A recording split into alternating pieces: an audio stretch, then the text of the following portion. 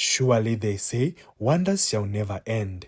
It was a chaotic morning in the district of Mutasa as a witch was found with cow legs.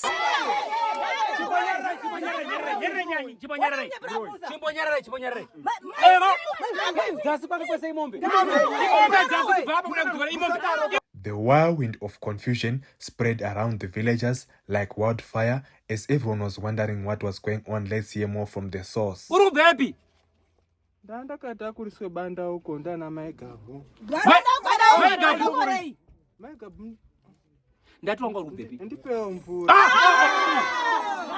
Questions were asked, but the so-called witch was so much in confusion that she didn't know where she was and what was going on. Ndaganda katora vanhu mapango andidano darika ndipo mapango apashanjwe mazizwa munhu waida kushanja asi zvaramba because inini simba rangu rinobata zvese wadonhe pasi ndandozoti gidiri. Alright.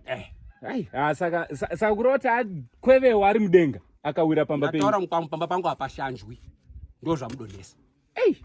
More villagers gathered to witness this unbelievable scene as the questioning was still continuing.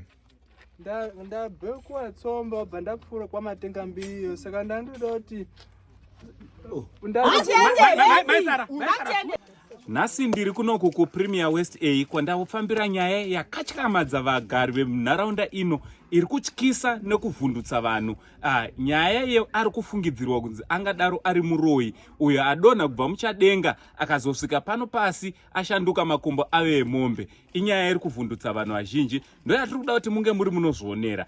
Internet bloggers were there to record the news, whilst some villagers were taking the news to the suburb. Let's hear from him.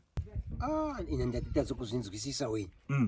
Ndatozosvikawo panzvimbo pacho ndikati zvahari mudzimai asi makumbo acho ndeemombe. Surprisingly, some they said they know, some they said they don't know familiar names mentioned by the witch. Let's hear from them. Nyaya makumbo emombe yai nyangu tikatyamadza ndidunye papa ndabva ndatopera simba kana enda uchechi ndatoti babasa hatisasetoenda uchechi chanamate izvi zvadaiso ende munozi maigabhuyu ndinonga tinomuziya kutoti kukanganwa hangu kuti nguva inonga yare basa